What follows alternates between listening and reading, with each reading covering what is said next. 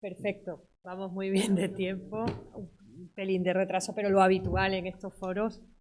He pedido a todos los ponentes que en la parte de conclusión y dinámica que vamos a empezar sea común. Y bueno, aparte de agradeceros de verdad vuestra pasión y conocimiento en torno a los mensajes que nos habéis trasladado hoy, es especialmente interesante poder haber hecho un contexto realmente global de cómo un museo transforma su espacio, lo musealiza desde el punto de vista de la sesión introductoria de Sergio Isabel, y las ciencias o sea, lo inédito de poder rescatar a través del patrimonio natural su estudio y su correcta conservación el mensaje que Sergio nos ha mandado, que es cómo las ciencias botánicas aportaron al legado andalusí común a los judíos, o sea, una sola cultura, como decimos habitualmente cuando mencionamos cada mensaje del museo, y distintas religiones en un contexto muy específico, que es el de Al-Ándalus, en simbiosis narrativa histórica, comunidades judías y musulmanas, vinculando y contribuyendo, enriqueciendo un territorio, y Toledo como foco y epicentro de ese territorio. Es especialmente interesante destacar esa aportación, puesto que quizás sea la primera pregunta a lanzar, salvo que primero les lance ya a ustedes si tienen alguna pregunta concreta, que seguro que hay, ¿no? Y bueno, pues si tienen alguna pregunta, empecemos por ustedes. ¿Ninguna pregunta? No. Melanie.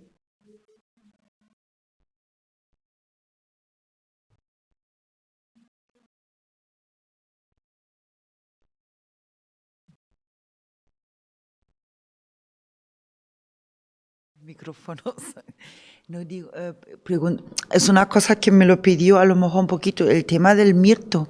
Decías que aquí lo habéis recuperado ahora un mirto que estaba a punto de perderse aquí en la península, que este mirto lo traen ahí del oriente. No, no sé si No. me tengo que poner esto. Pero el mirto, esta subespecie de mirto común, o sea, esto es Myrtus communis, subespecie baética. Este no es un mirto traído a la península ibérica, es un mirto nativo peninsular. Es decir, no es un mirto externo de nuestra geografía, es el mirto que habitó península ibérica como un mirto nativo. Sí, se distingue en los tratados que son botánicos más antiguos, es decir, los que vienen de la antigüedad, los que luego vienen de época medieval, los botánicos andalusíes diferenciaban esta variedad de mirto. Luego, hasta el siglo XVI, más o menos, en los tratados botánicos aparece descrito como una variedad. Luego, sobre todo, lo que se ha hecho más famoso ha sido de Carlos Linneo, ya después, este conocido Species Plantorum, ¿no? Y todas estas obras que hay sobre catalogaciones ya que se hacen de especies botánicas y animales, ahí ya esta variedad desaparece. Es decir, hay gente que visita la península ibérica, pero no se encuentra con este mirto. Eso se debe a una sustitución que se hizo, sobre todo desde el siglo XVII y XVIII, de esta variedad por otra que siguiendo tradiciones jardineras italianas, pensad en el contexto renacentista, ¿no? De estos contextos de jardines italianos, se va cambiando la especie. Es decir, traen otro mirto, que normalmente es un mirto de la zona de Tarento de Italia, ese es otro Myrtus communis, pero la subespecie es tarentina. Se trae de allí y empieza a haber una sustitución. Esto, que claro, lo he explicado muy brevemente, lo que sucede es que hay diferentes investigadores que están fuera primero de España, que se dan cuenta de que existe este mirto que mencionan esos textos antiguos. José Tito Rojo y Manuel Casares en Granada dicen, vamos a ver si en la Alhambra aparece alguno, inventariaron los diferentes mirtos de la Alhambra y encontraron que efectivamente allí todavía quedaban centenarios algunos de estos mirtos. Luego otros especialistas botánicos, por ejemplo Alonso Verde, que está vinculado al Instituto de Estudios Albacetenses, también junto con Segundo Ríos encontraron otros en el Real de San Vicente, en un pueblo de la provincia de Toledo. Y aquí en Toledo ciudad también, en Quinta de Mirabel, en el Cigarral, también hay dos. Son centenarios, son los que han sobrevivido a esta sustitución. Y lo que estamos haciendo ya, esto ya no son solamente nosotros, empezamos con estos jardines botánicos y universidades que están especializadas en este conocimiento, les hemos ayudado a un programa de reproducción y multiplicación. Ahora ya hay viveros, por ejemplo, hay un vivero en Murcia, se llama Muzalé, este vivero, donde ya se produce, no solamente ya, para entenderlo, no es una especie guardada en un jardín botánico ni en un vivero protegido de especies vegetales, ya se comercializa incluso. Y cuanto más documentamos, cuanto más encontramos, es decir, si todavía alguien identifica alguno más, nos permite tener más genética de la especie y nos permite ir aumentando la posibilidad de supervivencia, porque hay un problema genético. Si tenemos poca genética de una especie, puede más fácilmente llegar a su desaparición. Cuanto más individuos encontramos, más probabilidades hay de la conservación. Y por eso hacer todos estos programas en torno a esto. Yo no sé si te lo he aclarado. Sí. He respondido la segunda pregunta que tenía porque le mencionaste en el primer ciclo de la conferencia y no me acordaba qué planta lo han encontrado aquí en los cigarrales. Entonces era el mieto. Vale, ya está. En la Quinta Mirabel, que claro, tiene también una parte de jardín histórico todavía conservado, allí hay dos. Arrayanes moriscos, que claro, probablemente son del origen de la quinta, tendrán 400 años, a lo mejor, sí. Nada. ¿Tienen alguna pregunta en torno al bloque de Sergio Isabel? Yo sí quería añadir a esta parte de contenido que bueno, junto a la propia inauguración que tiene lugar ahora como parte introductoria, en mayo, como proyecto específico del Museo Cultural de divulgación científica, vamos a aportar una serie de actividades complementarias con la colaboración de la Escuela de Traductores, que está aquí su director, Ignacio, y realmente nos interesa destacarlo en una fiesta de los museos como es el Día Internacional de los Museos. Esa semana, en torno al 12 de mayo, pues vamos a aportar una propuesta cultural vinculada solo a explicar el proyecto.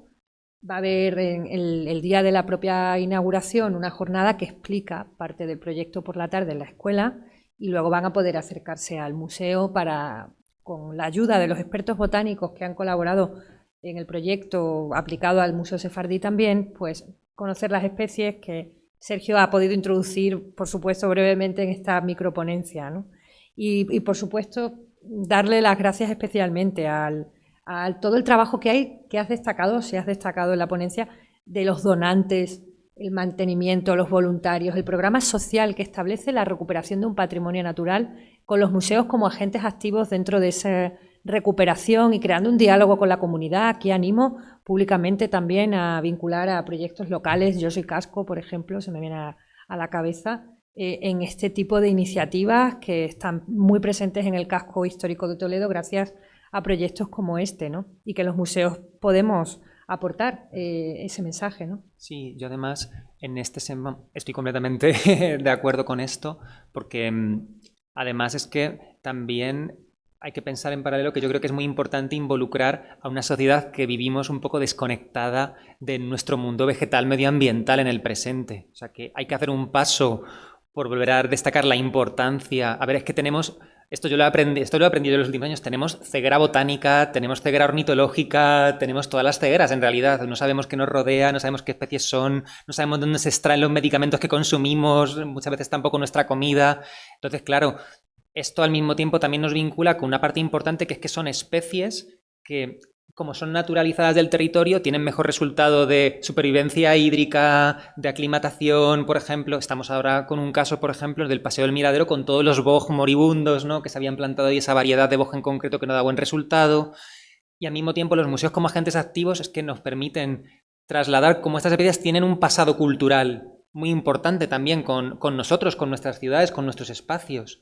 Entonces nos crea zonas verdes y yo, claro, no solamente animo. En el Museo de Santa Cruz, por ejemplo, en paralelo, el 18, el Día de los Museos, allí vamos a traer una rosaleda a completar la parte central del patio, una rosaleda con un proyecto también que viene de Albacete, de rosales, de variedades medievales y antiguas. Todo el mundo ahora dice, es que no huelen las rosas. Pues es verdad, no huelen, porque son hibridaciones que vienen de la rosa del té. Y esos rosales huelen menos. Entonces, claro, las rosas antiguas y medievales huelen más, son más aromáticas. Todo eso pues se va haciendo recuperando y es que para los proyectos que viven en casco histórico, en Ciudad de Toledo y en Castilla-La Mancha, es que nosotros ahora mismo, desde la Fundación y esta red de Medomed, que de la que es también parte el Museo Sefardí, por ejemplo, y también va a ser el Museo de Santa Cruz, pues es que animamos porque tenemos el material genético que también damos. O sea, queremos esquejar, por ejemplo, del arrayán morisco que hay en Museo Sefardí para que gente de Toledo tenga su arrayán morisco perfectamente en su patio, en su casa. Lo mismo con los rosales. O sea, hay material genético que nosotros donamos a viveros históricos, el de Real Fundación, que hay un proyecto de vivero histórico de Toledo que comparte con la Junta. Le hemos dado material genético. Hace poco salió en prensa lo del albaricoquero de hueso dulce, que se lo hemos dado por la red de Medomed, le hemos dado a arrayán morisco. Los rosales antiguos y medievales se pueden traer también para hacer proyectos culturales.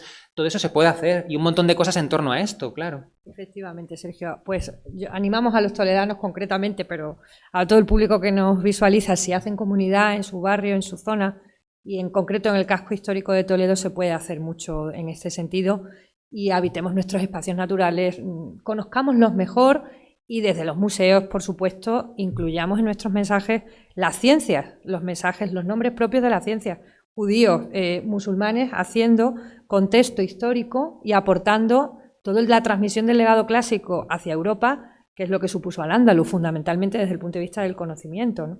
Y es un mensaje importantísimo que esperamos desde el museo poder contribuir en ello y al desarrollo futuro de proyectos de divulgación vinculados a este concepto de patrimonio, ¿no? Muchísimas gracias, Sergio. Gracias a vosotros. ¿Alguien tiene alguna pregunta vinculada al resto de espacios contenidos de la exposición, a la intervención del doctor Muñoz Sánchez? ¿Tienen alguna cuestión a considerar?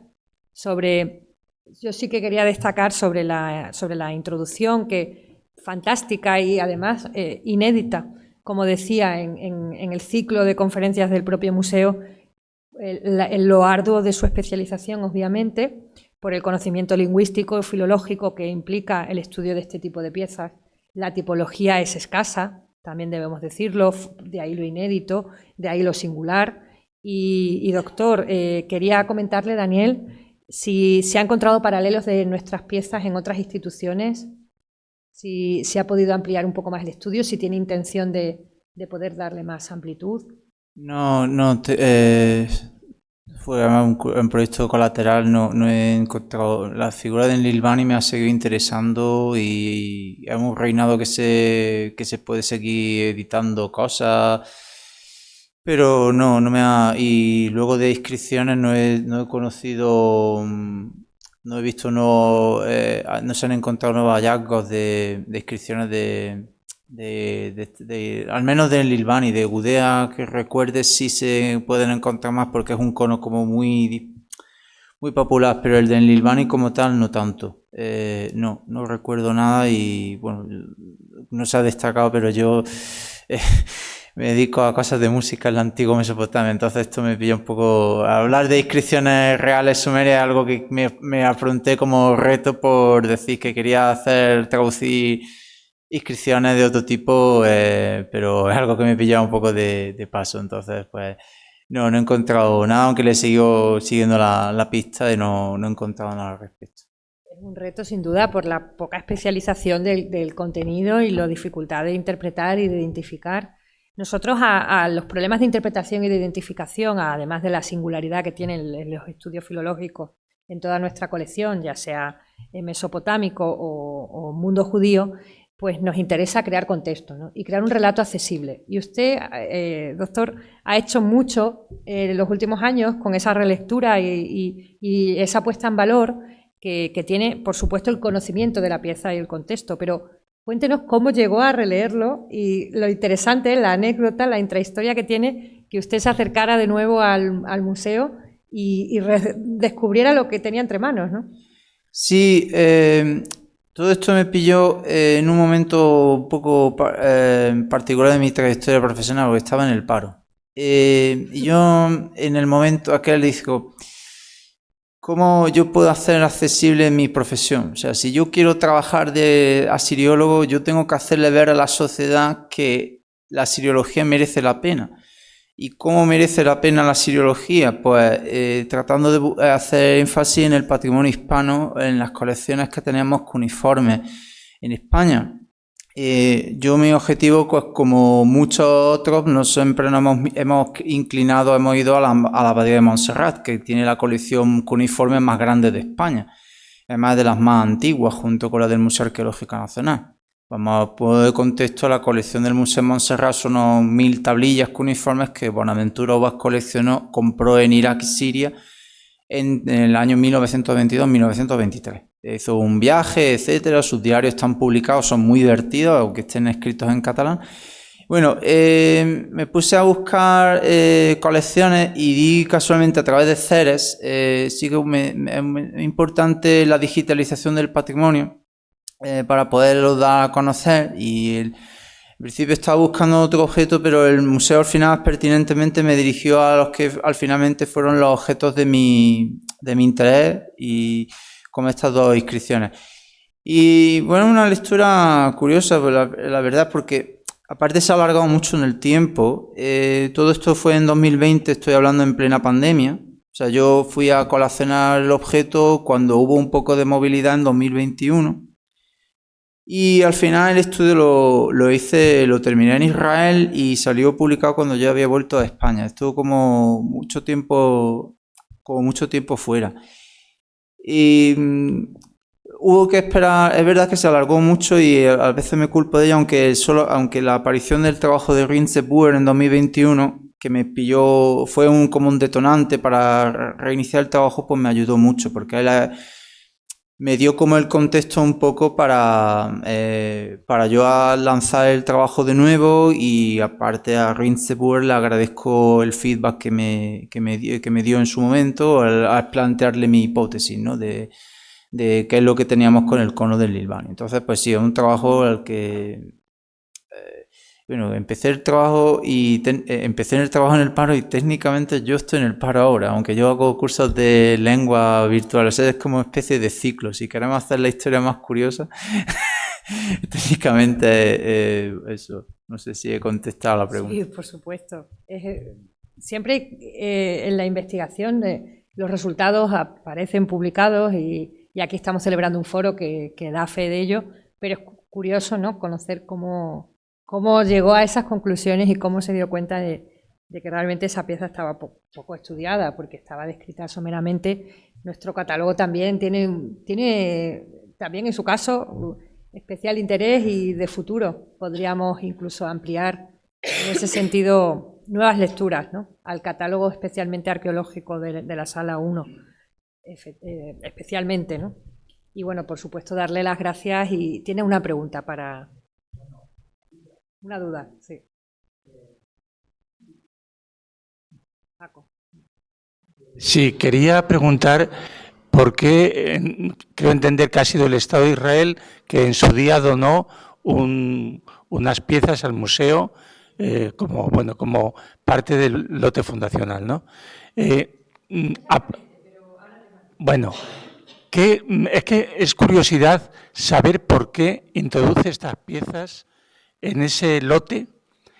No sé, pensando en el segundo exilio, pero no encuentro, salvo lo que el doctor nos ha sugerido de inspiración, de reconstrucción de templo y demás, de esa filosofía o teología retomada del mundo mesopotámico. ¿Qué hizo para que enviase esas piezas en el origen? Bueno, en el origen del museo no estaban exactamente. De hecho, agradezco a Paco su intervención, porque él es miembro de la Asociación de Amigos del Museo de Santa Cruz, un museo que no solo con este proyecto, sino con otros depósitos de piezas está haciendo mucho en colaboración con el Museo Sefardí. Las piezas que en origen conforman la colección de base del museo, y hablamos de los años 60, saben que hace poco hemos celebrado nuestro aniversario, son las propias inscripciones funerarias de Santa Cruz y de otros sitios, entonces Museo Arqueológico Provincial, y de otros sitios de España que luego posteriormente se fueron añadiendo años después. Con lo cual la colección, lejos de ser completa desde el inicio, se fue configurando. Lo de Israel viene muchísimo más tarde, viene en los años 90, fruto de los grandes acontecimientos de una gran exposición que hubo en el 92, sobre la vida cotidiana judía en Sefarad y aprovechando esa efeméride se vincula, bueno, la autoridad israelí arqueológica siempre estuvo en permanente contacto con los equipos iniciales del museo y con el origen del museo como tal. Pero bueno, el depósito vinculado a la autoridad arqueológica israelí es diverso y variado, pero respondía a un objetivo común, que era introducir la arqueología bíblica, poniendo entre comillas lo de arqueología bíblica, porque ya sabemos la interpretación tan peculiar que manifiesta y las fuentes que emplea y el contexto tan amplio temporalmente hablando. Entonces, en ese abanico de intereses, las piezas procedentes en su mayoría de excavaciones realizadas previas en Israel, pues llegaron al Museo Sefardí. Es un depósito que en lo jurídico ha conllevado muchísima complejidad de renovación, y eso sí que puedo dar fe. En los últimos años ha sido complicado, no tanto por la cuestión más política quizá o internacional, sino por el propio renovación legal del depósito. Cuando entre dos estados hay una negociación bilateral es interesante, desde el punto de vista de la gestión museística, vincular un depósito internacional en los museos y parece que no ocurre tanto como pensamos. Es decir, incluso el propio Museo Arqueológico Nacional cuenta con pocos depósitos internacionales y es un hito en la colección del museo destacar las piezas de arqueología bíblica en el Museo Sefardí que tenemos que custodiar, por supuesto, y velar, y de momento están aseguradas por 10 años. María, sí.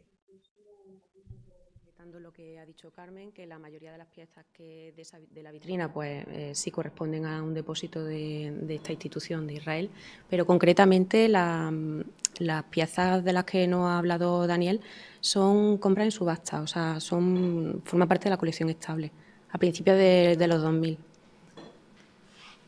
Exacto, porque en el museo hay distintas formas de ingreso y están junto a... O sea, el principal grueso de la colección de la Sala 1 es el depósito israelí, pero efectivamente, al igual que ocurre en Galería, que hay mezcla de donaciones con depósitos, justo esas piezas son fruto de una compra del Estado. Sí, aparte, pues sé cómo funciona un poco el tema de las casas de subasta con los objetos. Las lecturas que se hacen son como muy preliminares de los objetos, o sea, una lectura así estudiada y menos hacerte la relación, porque yo hago la relación aquí, he tratado de hacer una relación porque están preservados aquí. La pregunta que siempre me he hecho es decir, bueno, esto de cara a... porque todo el mundo me pregunta, ¿y cómo están esos objetos sumerios en el Museo Sefardí? ¿Qué relación tienen? Yo he tenido que buscar una relación o pensarla yo, aunque sea al menos para justificarla, se pregunte o no por el origen de las piezas. Yo digo que la lectura de las piezas en un mercado de subasta es muy general y susceptible, según el quien suministra las piezas, susceptible a muchos errores. Entonces, luego el lado del trabajo, por ejemplo, el cono del Lilbani creo que estaba catalogado en el boletín de la Oficial del Estado, donde se habla del anuncio de la compra, se presenta como que el cono es del 3000 antes de nuestra era, mientras que el objeto en verdad se data del siglo XIX antes de nuestra era. Solo porque es sumerio, solo porque está escrito en sumerio, porque hay fórmulas muy básicas, Muna, Du en sumerio, pues eso lo ves por doquier y dices, pues eso es sumerio, ¿vale? Pues ya está, del sumerio, le hace una estimación del 3000 y lo presentas así, ¿vale? Y aparte de cara a que circulen, pues hay la tendencia a tirarlo para atrás, ¿vale? Un defecto, esto sirva de contextualización, el sumerio no es solo la lengua de los sumerios. El sumerio no se habló, el sumerio tuvo mucha vida, el sumerio solo se utilizó en el tercer milenio antes de nuestra era. Para el segundo milenio, los inicios del segundo milenio, el sumerio ya era considerado una lengua muerta. Era una lengua litúrgica y literaria. Y los estudiantes aprendían sumerio como nosotros aprendemos latín. Compilaron los reyes como el Lilbani, compilaron un gran currículum escribal, es que además se hace en la época poco después del Lilbani, porque los estudiantes de sumerio aprendían por partes, una serie de textos de vocabulario, una serie de textos administrativos y luego contrato de modelo y luego los textos literarios en 2 bloques. La llamada tétrada, que son 4 textos en los que está entre ellos Enlil-Bani A, que es el único texto literario que tenemos de Enlil-Bani, aparte el Lipiteshtar B y son Idintaram B y Nashe A, ¿sí? Y luego 10 textos literarios más. Pues crearon un gran set de textos para que los estudiantes aprendieran, porque los gobernantes de la dinastía de Isin se formó por un golpe de Estado. El general Ishbierra dijo al Estado de Urtrex, que estaba ya asolado por los amorreos, por los elamitas, yo me independizo. Y fundo mi propia dinastía. Y en los últimos años del Estado de Urtrex estaba la dinastía de Isin ya funcionando. Para mostrarse que ellos eran los verdaderos continuadores del legado sumerio, crearon un montón de literatura sumeria para un lavado de identidad. Y toda la literatura famosa que nosotros conocemos, la instrucción de Shurupak, los primeros duplicados las primeras versiones de Gilgamesh, que luego fundaron las versiones babilónicas estándar de Sinleki, Uninini, muchísimos textos son de esa época. Y luego después, y durante esa época y hasta el final de la cultura mesopotámica, que es mucho más tardía de lo que os podéis imaginar, se siguió utilizando como una lengua litúrgica para determinados rituales con determinados dioses. Digamos que en Mesopotamia, según qué dioses necesitaban según qué texto en según qué lengua. Yo que vengo del mundo de la música, las dinámicas agógicas de la música las ponemos en italiano. Allegro, andante, allegretto. No sé, porque es como un lenguaje, digamos que el italiano es como un lenguaje natural en nuestro sistema, en nuestra música occidental. Pues lo mismo le pasa a los sumerios. Pues ya digo que no es, el contexto es muy distinto. Procede de otro sitio, la sede. No quiero alargar mucho más el comentario. No se preocupe, doctor, porque la verdad era interesantísimo destacar en esta sesión introductoria sus estudios. Y bueno, por falta ya de tiempo, y estamos excediendo un poco abusando de la sede anfitriona de la Real Fundación, vamos a concluir con Carmen. Carmen tiene un perfil muy interesante porque Carmen, como filóloga hebrea, ha estudiado, interioriza y explica contenidos vinculados a todo el campo de los estudios judíos, ¿no? Que es fundamental para desarrollar los contenidos científicos del Museo Sefardí y, como ella bien ha dicho, especialmente interesante para ella y emotiva su Sala 1, que explica a públicos del museo, pero también otras salas. Es una gran apasionada del museo y es que fruto de ello es que es miembro destacado de la Asociación de Amigos en la actualidad, ¿no?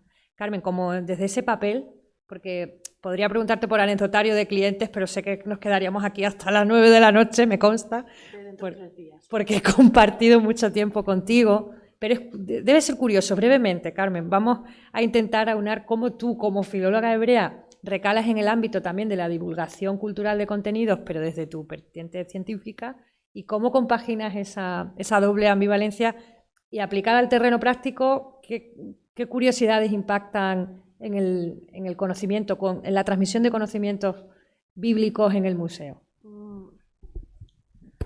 A ver, eso depende de quién sea el público. Porque no es lo mismo que le impacte a unos niños de segundo de la ESO que he tenido hoy, que por ejemplo a un rabino estadounidense ashkenazí. O sea, no es lo mismo. Pero por lo general, si nos centramos en lo que es el pueblo, o sea, un público judío religioso, les impacta mucho lo de los ídolos y que digan, no, es que esto ha sido donado por la Autoridad Arqueológica de Israel y esto estaba en la explanada del templo. Eso les choca. Luego les fascinan las mezuzas, eso es algo que les encanta y siempre preguntan, ay, bueno, mira, estos son donaciones del siglo XIX, de familias. Luego también puede que sea un poquito culpa mía, porque a mí la pieza favorita del museo es la Hanukkah de Teruel, que se encontró en el sótano de la casa donde nació mi abuela.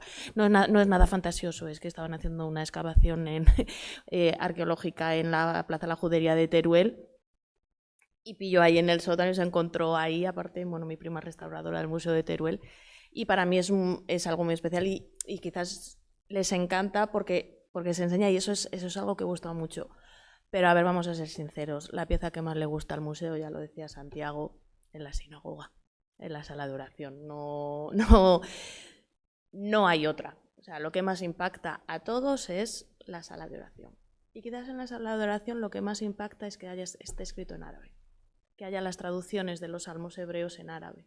Claro, les tienes que explicar que, claro, tú explícale a un judío neoyorquino que en el Ezra Nashim pone Alá Akbar. Claro, le tienes que explicar, no, perdona, es que hablaban árabe. Es que la lengua era el árabe. Tú hablas inglés, aunque en tu sinagoga tengas cosas en hebreo, pero tú hablas inglés. Una cosa es la islamización, otra cosa es la arabización. Pero claro, es que tú ves ahí, Alá Akbar, y luego Leja Miriam, Eso es lo que suele más chocar ahora, pero eso, bueno, eso es ya un problema que tienen pues, los siglos de historia y la política y todo lo que ocurre ahora, que lo ponemos diferente, pero yo diría que esas dos cositas. Hombre, un buen resumen, Carmen, y bueno, siento que tengamos que terminar pronto porque el tiempo apremia y realmente también lanzarte el guante como miembro de la Asociación de Amigos a que el campo de estudios judíos queda mucho por desarrollar en el museo presente y futuro y serás una de las principales, seguro, investigadoras que Ya puedan recogí el hacer. guante hace tiempo, no hace falta que lo hagas público. Muchísimas gracias también Gracias a ti. desde esa vertiente de la Asociación de Amigos que tanto tiene que apostar y que hacer por el futuro del museo, ¿no? Y bueno, si no tienen ninguna pregunta más, vamos a ir cerrando por cuestiones de tiempo. Nos hemos excedido 20 minutos. Siempre intentamos que sean conferencias y microponencias adecuadas a los tiempos, pero bueno, lógicamente el interés que tiene resumir tanto contexto en el Museo Sefardí, pues excede podríamos seguro dedicarle muchísimo más tiempo a los contenidos de hoy y ya simplemente, además de agradecerles que hayan estado en esta tarde tan calurosa y las que nos quedan, les emplazo y les invito, ya les he invitado a la inauguración el lunes, obviamente, del propio discurso expositivo y a los actos de la Semana de los Museos con Funci, con Sergio Isabel. Pero las conferencias vuelven a esta sede, a esta sinagoga honda de la Real Fundación Toledo, el 8 de mayo, el jueves 8 de mayo, también en el mismo horario, con el doctor Alexander Barmaguen, compañero del Museo Nacional de Arte Romano de Mérida, que nos va a tratar buena parte de ese contexto arqueológico de la antigüedad hispano-judía que también desarrolla la sala 2 del museo, ya avanzando espacialmente hacia las salas. Le acompañarán el doctor Arturo Ruiz Taboada, un gran colaborador también de la Asociación de Amigos, miembro y arqueólogo especialista e investigador en el mundo hispano-judío, funerario especialmente, que nos va a hablar de la evidencia material judía en la ciudad de Toledo desde el punto de vista arqueológico. Saben que el peso arqueológico de la colección del Museo Sefardí es importante. Y cerrará nuestro colega, maestro de Carmen y miembro de la Asociación de Amigos del Museo del Patronato Científico destacado, el doctor Javier Castaño, del CSIC, del Centro de Estudios Ciencias Sociales y Humanas, del CSIC, del Instituto de Lengua y Culturas del Mediterráneo, con la visión medieval de los judíos en la península, la diversidad, los problemas de atribución, en un espacio determinado, en un espacio cronológico que también abarca nuestro contexto, donde seguro encontraremos nuevos mensajes a destacar de la sala 2 del museo, en este caso, con la antigüedad, tardoantigüedad y con el mundo medieval, fundamentalmente, gracias a los colaboradores. Y dar las gracias finalmente a los ponentes, colaboradores, amigos de esta tarde y a ustedes por haber participado. Muchísimas gracias.